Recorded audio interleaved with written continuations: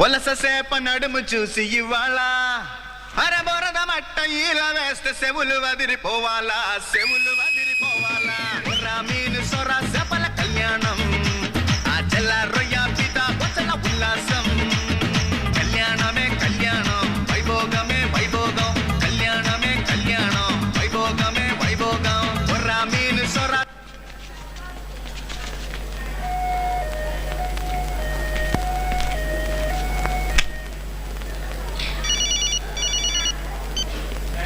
Babaji phone.